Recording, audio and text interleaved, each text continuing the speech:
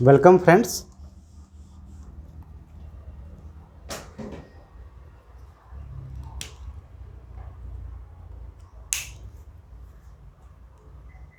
और आज हम लोग इलेक्ट्रिक फील्ड में फोर्स का एनालिसिस कैसे करते हैं वो हम लोग देखेंगे और अपने कॉन्सेप्ट क्लियर करेंगे जो अभी तक हम लोगों ने बेसिक इलेक्ट्रिक फील्ड के बारे में सीखा है, जो भी बेसिक सीखी।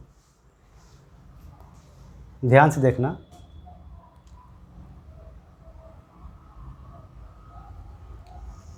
अक्सर ये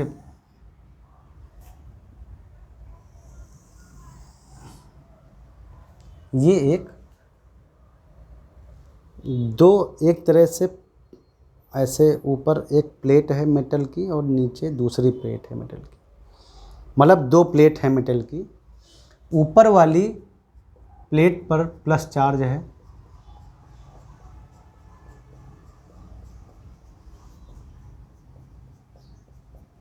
और नीचे वाली प्लेट पर माइनस चार्ज है, और इन दोनों के बीच में एक यूनिफॉर्म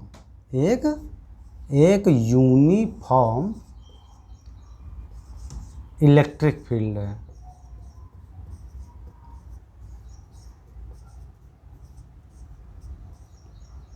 ई एक इलेक्ट्रिक फील्ड है ई। जरा आप बताएंगे कि वो उस इलेक्ट्रिक फील्ड की डायरेक्शन किधर होगी?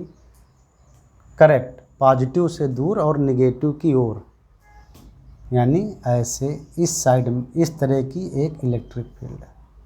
यूनिफॉर्म का मतलब है कि इन दोनों के बीच में आप कहीं भी किसी भी पॉइंट पर देखें, किसी भी पॉइंट पर, मतलब पोजीशन के साथ वैरी नहीं कर रहा है, यानी किसी भी पॉइंट पर आपका जो इलेक्ट्रिक फील्ड होगा वो ई है, मतलब वही वैल्यू है ई जो कि मान लो दे रखी है। ठीक, किसी भी पॉइंट पर देखें तो ई यानी इलेक्ट्रिक फील्ड की वैल्यू कांस्टेंट है। ठीक है,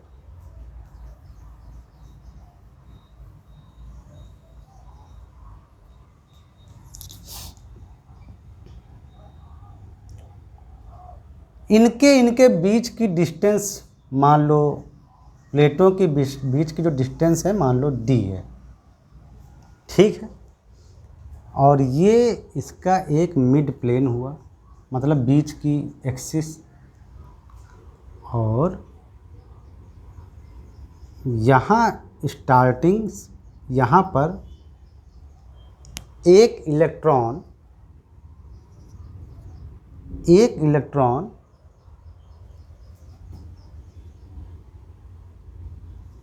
या एक चार्ज, थोड़ी देर के लिए हम चार्ज ले लेते हैं Q, वो यहाँ से U स्पीड से हॉरिजॉन्टली ऐसे मूव करते हुए मतलब इंटर करता है ऐसे।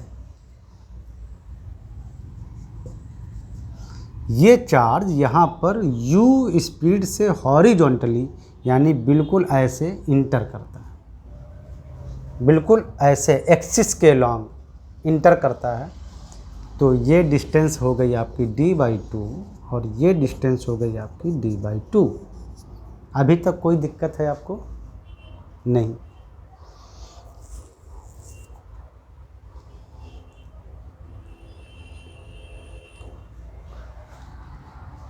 सपोज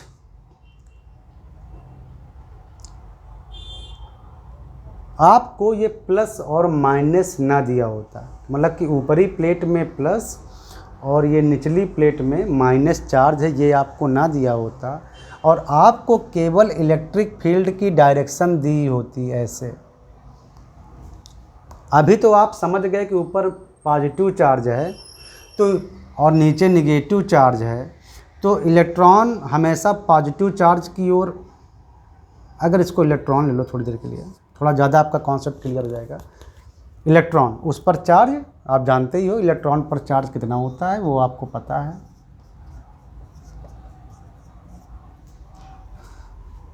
तो इलेक्ट्रॉन निगेटिवली चार्ज होता है। अभी तो आपको पता है कि ऊपर पॉजिटिव प्लेट है, नीचे निगेटिव प्लेट है।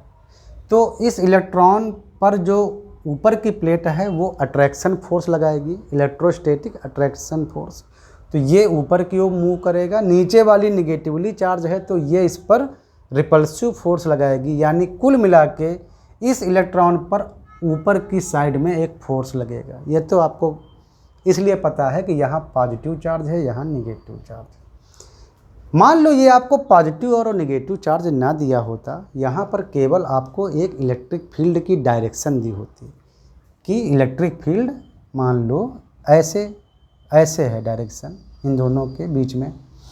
तो हमने आपको बहुत पहले ही बताया है कि पॉजिटिव चार्ज पर जो फोर्स लगता है वो ई की डायरेक्शन में होता है, यानी इलेक्ट्रिक फील्ड की डायरेक्शन में होता है। और निगेटिव चार्ज पर जो फोर्स लगता है वो ई की अपोजिट डायरेक्शन में लगता है।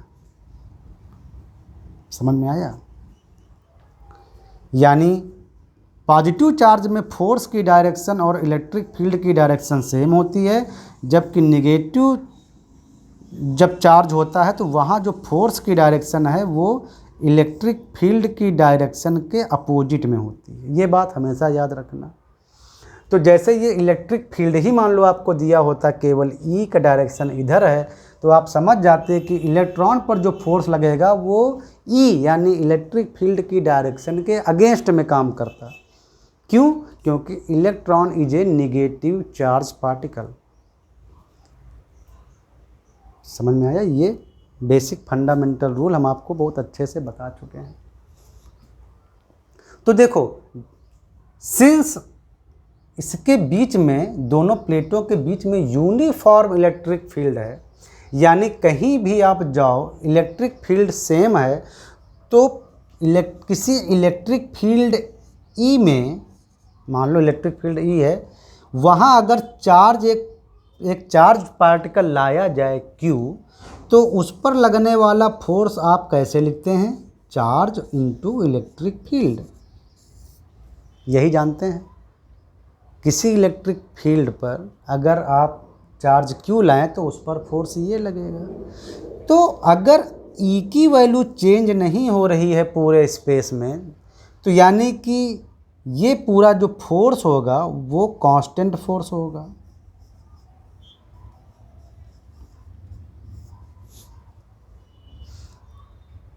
कांस्टेंट फोर्स है तो मतलब एक्सेलरेशन जो प्रोड्यूस होगा वो भी एक कांस्टेंट होगा। तो यानी हम यहाँ पर ये वाले फार्मूले स्टडी के लिए लगा सकते हैं।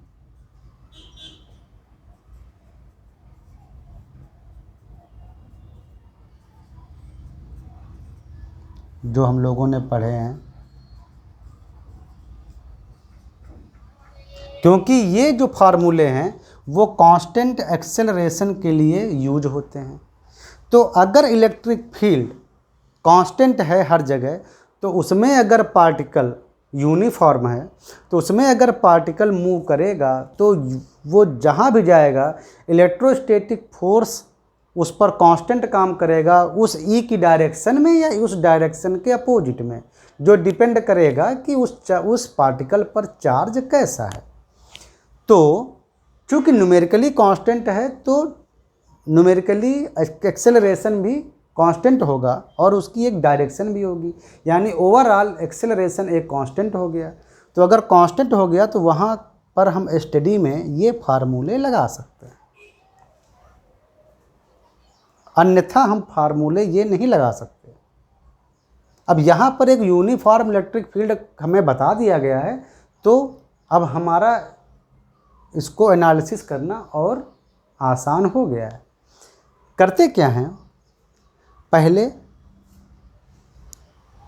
कुछ नहीं, पहले इस डायरेक्शन को आई कैप मान लेते हैं और इस डायरेक्शन को जे कैप, यानी इस ओर आई कैप और इस ओर जे कैप। तो पहले हम आई कैप डायरेक्शन इस ओर एनालिसिस करेंगे। देखो, इस ओर इलेक्ट्रॉन पर कोई फोर्स काम नहीं कर रहा, यानी आई कैप डायरेक्शन में कह लो, तो एक्सेलरेशन जो है आपका वो 0 है, कोई फोर्स इधर काम नहीं कर रहा है। तो जब एक्सेलरेशन 0 है तो इस डायरेक्शन में जो वेलोसिटी रहेगी वो चेंज नहीं होगी, यानी वो अगर u है तो u ही बनी रहेगी। अगर वो u है तो इस डायरेक्शन में वो u ही हमेशा रहेगी, चाहे वो पार्टिकल जहाँ भी जाए इस डायरेक्शन में उसकी वेलोसिटी u ही रहेगी। ये बात क्लियर हुई। थोड़ा अप साइड डायरेक्शन को देखते हैं, जे कैप डायरेक्शन का एनालिसिस करते हैं। इस डायरेक्शन में थोड़ा दिमाग लगाते हैं। देखो, इस डायरेक्शन में जब ये पार्टिकल इंटर कर रहा है, मान लो कहीं भी हो उस समय, मान लो यहाँ पर है थोड़ी देर के लिए, जब ये पार्टिकल जो कि इलेक्ट्रॉन है जब इलेक्ट्रिक फील्ड के अंदर आता है तो इलेक्ट्रॉन पर एक फोर्स काम करेगा, F इलेक्ट्रिक फोर्स, वो होगा उसका चार्ज, यहाँ पर चार्ज इलेक्ट्रॉन है तो हमने E लिख लिया, और इलेक्ट्रिक फील्ड की वैल्यू, न्यूमेरिकल वैल्यू वो मान लो E है। और उसकी लेकिन डायरेक्शन किधर होगी, electron is a negatively charge particle, तो इस पर जो इलेक्ट्रोस्टैटिक फोर्स लगेगा उसकी डायरेक्शन E की डायरेक्शन के अगेंस्ट में होगी, यानी इलेक्ट्रिक फील्ड की डायरेक्शन के अगेंस्ट में होगी। खैर यहाँ तो हमने इलेक्ट्रिक फील्ड ऐसे ले रखा था नीचे की ओर, तो हम मान ले, तो हम जहाँ समझ गए कि इस पर फोर्स अप साइड में लगेगा, electron since is a negatively charge particle. और वैसे भी हमको यहाँ पर दिख ही रहा है कि यहाँ पर प्लस चार्ज है, यहाँ माइनस चार्ज है, तो जाहिर सी बात है कि इलेक्ट्रॉन पर फोर्स ये ऊपर की ओर ही लगेगा। तो फोर्स की डायरेक्शन आ गई जे कैप डायरेक्शन में, यानी पॉजिटिव जे डायरेक्शन में इधर। अगर यही इलेक्ट्रिक फील्ड ऐसे होता, यानी ये पॉजिटिव नीचे होता, ये नेगेटिव ऊपर होता, तो जो फोर्स की डायरेक्शन होती वो माइनस जे कैप यानी नीचे की ओर होती। तो ये लगा उस पर इलेक्ट्रोस्टैटिक फोर्स इलेक्ट्रॉन पर। E यूनिफॉर्म है, यानी इसकी वैल्यू कांस्टेंट है, तो एक्सेलरेशन जो काम करेगा जे डायरेक्शन में वो आप समझ गए, E बाई, और इलेक्ट्रॉन का कुछ मास होगा m, फोर्स बाई एक्सेलरेशन, तो फोर्स ये और force by mass, acceleration is what, force by mass, Newton law.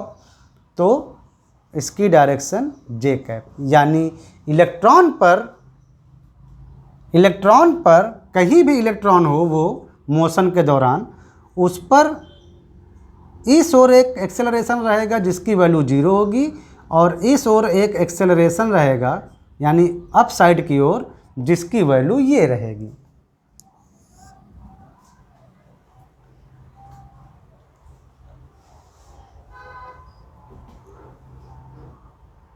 Correct. Electron की इनिशियल जो स्पीड थी आई डायरेक्शन में वो तो u थी, और जे डायरेक्शन में उसकी इनिशियल स्पीड कितनी थी, 0, चूँकि उसने हॉरिजॉन्टली इंटर किया, उसने बिल्कुल एक्सियली इंटर किया था, तो इनिशियली उसका जे डायरेक्शन में जो इनिशियल वेलोसिटी थी वो 0 थी, केवल जो इनिशियल वेलोसिटी थी जो u वो केवल इसी डायरेक्शन में थी। ठीक है, अब देखो क्या होता है कि अब इस इलेक्ट्रॉन पर सिंस ऊपर की ओर फोर्स लगता जा रहा है, तो ये इलेक्ट्रॉन ऐसे ऐसे मूव करता हुआ, क्योंकि फाइनल फोर्स अप साइड में है, करता हुआ, और ये जाकर यहाँ चिपक जाएगा। यही तो होगा, ये जाकर यहाँ चिपक जाएगा।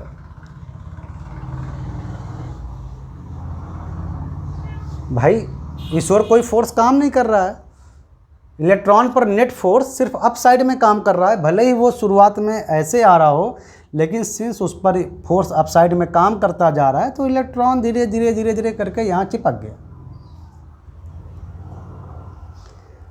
अब हमको निकालना है कि वो कितनी डिस्टेंस पर चिपक गया, मतलब यहाँ से यहाँ तक अगर हम चाहें जानना कि कितनी डिस्टेंस पर चिपक गया, मतलब यहाँ से लाकर यहाँ जब चिपका तो वो कितनी डिस्टेंस कवर किया इधर, तो मान लो कि वो डिस्टेंस कवर किया थोड़ी देर के लिए x।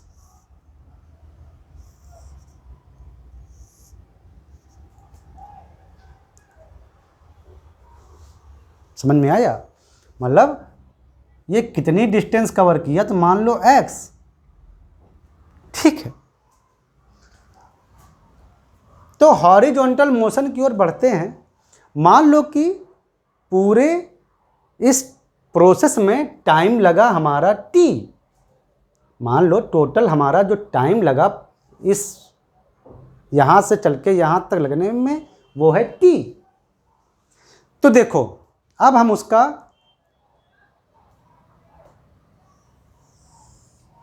पहले i डायरेक्शन में स्टडी करते हैं, उसके मोशन का i डायरेक्शन में स्टडी करते हैं। तो i डायरेक्शन में अगर हमने माना कि वो x डिस्टेंस पर जाकर मिला, तो x equal to u t plus half a t square. हमने i डायरेक्शन लिया है तो i लगा देंगे थोड़ी देर के लिए। लेकिन हमको पता है कि एक्सिस के लॉन्ग उस पर कोई एक्सेलरेशन काम नहीं कर रहा है, क्योंकि उस पर कोई फोर्स नहीं काम कर रहा था, तो ये हुआ 0। यानी यहाँ सिर्फ x equal to u t काम कर गया, यानी और ये u भी i ही है i डायरेक्शन में, तो x जो है वो यू टी आया केवल, ठीक है। इनिशियल स्पीड जिस स्पीड से उसने इंटर किया था और टाइम टेकन नंबर 1। लेकिन हमको टाइम नहीं पता है। टाइम तो हमने एज्यूम किया है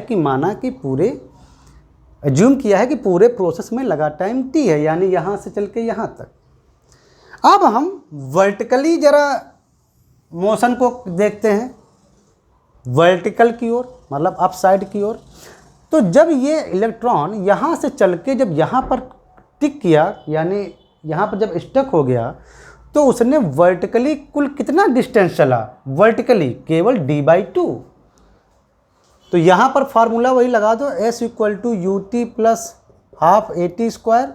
लेकिन अप साइड के लिए लगा रहे हैं, तो अप साइड के लिए उसने डिस्टेंस चली d/2 अप साइड में, d/2 टोटल। यहाँ से चल के जब यहाँ तक ये टिक करेगा या स्टक करेगा, तो वर्टिकली वो डिस्प्लेस्ड हुआ केवल इतनी डिस्टेंस, यानी d/2। तो d/2 और पॉजिटिव डायरेक्शन में तो j cap equal to u j cap initially, लेकिन इनिशियली वो हॉरिजॉन्टली इंटर किया था तो इसकी वैल्यू 0, तो ये सब 0 हो गया, प्लस हाफ एक्सेलरेशन। जो इलेक्ट्रॉन था उस पर एक्सेलरेशन जे कैप डायरेक्शन में इतना था, जो कि आप निकाल चुके हो, E/m एक्सेलरेशन और उसकी डायरेक्शन जे कैप पॉजिटिव, मतलब ऊपर की ओर डायरेक्शन में एक्सेलरेशन लग रहा था, क्योंकि फोर्स भी जे कैप डायरेक्शन में लग रहा था। इधर ये पॉजिटिव प्लेट इसको खींच रही थी अपने ओर, और into time taken T square.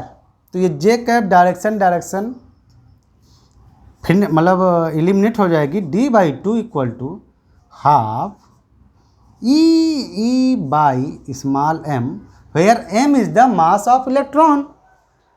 जैसे इलेक्ट्रॉन का चार्ज था, तो मास ऑफ द इलेक्ट्रॉन आप जानते हो ना कितना होता है, 9.1 × 10⁻³ किलोग्राम इलेक्ट्रॉन का मास है वो, और into t square, half cancel, यानी d equal to E/m t square. तो t कितना आ जाएगा यहाँ से, केवल टी स्क्वायर आ जाएगा, dm/e। ठीक है, ये मास E लिखना, E नहीं लिख रहे हैं, लेकिन मास ऑफ द इलेक्ट्रॉन है, तो आप उसी को समझो। यहाँ m हटा देते हैं तो मास ऑफ इलेक्ट्रॉन है, क्योंकि यहाँ हमने E लिखा नहीं अभी तक, तो अब लिखेंगे भी नहीं। तो यहाँ से T आया आपका √dm/e।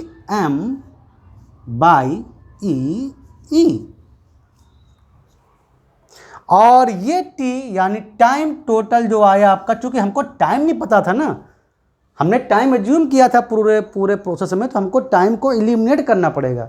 तो यहाँ से टाइम उठाओ, यहाँ पे रखो, तो x equal to u root d m by ई।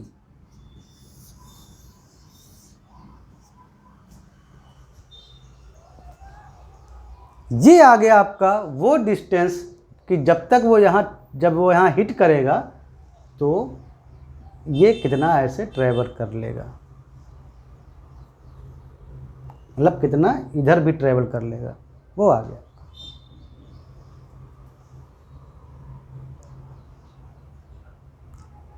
ऐसे एनालिसिस करते हैं, ठीक है।